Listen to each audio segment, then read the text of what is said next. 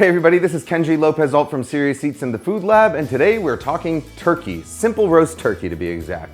Now getting the turkey to cook evenly so that the dark meat is done and the breast meat stays nice and juicy, all while the whole thing comes out perfectly golden brown and crisp, it's a lot easier said than done, and people go through a lot of acrobatics and tricks to try and get it there.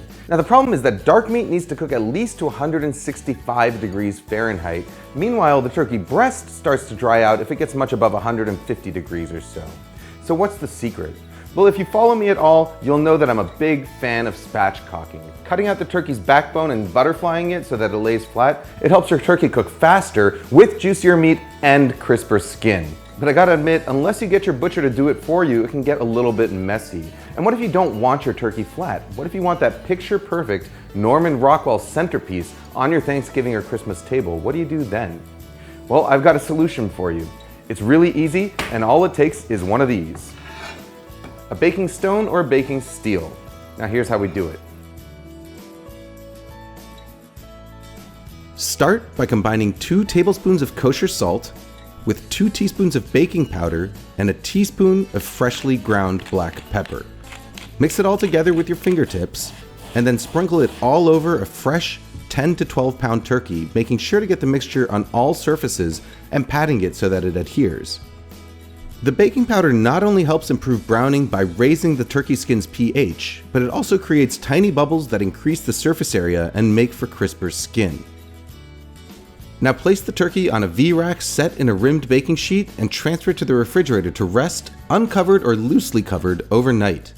This step is called dry brining, and it gives time for the salt to work its way into the meat, loosening muscle fibers and allowing the turkey to remain juicier as it roasts. It also helps dry out the skin a little bit to improve crisping.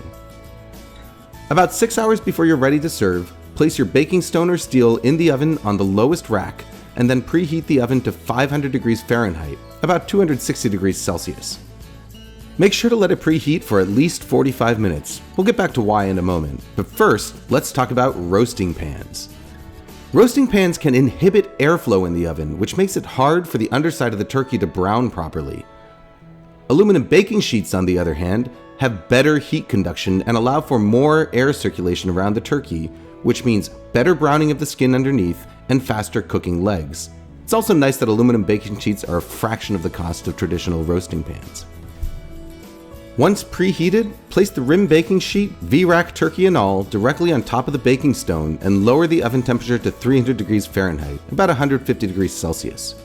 You can insert a probe thermometer set to 150 degrees Fahrenheit in the breast now to act as an alarm. The massive amount of energy stored in the baking steel will get conducted up through the aluminum and radiated into the legs and thighs of the turkey, giving them the speed boost they need to get a head start over the breasts so that the whole turkey finishes cooking at the same time. Let the turkey cook until the breast meat registers 150 degrees Fahrenheit or 66 degrees Celsius at its coolest point, and the legs register at least 165 degrees Fahrenheit in both joints.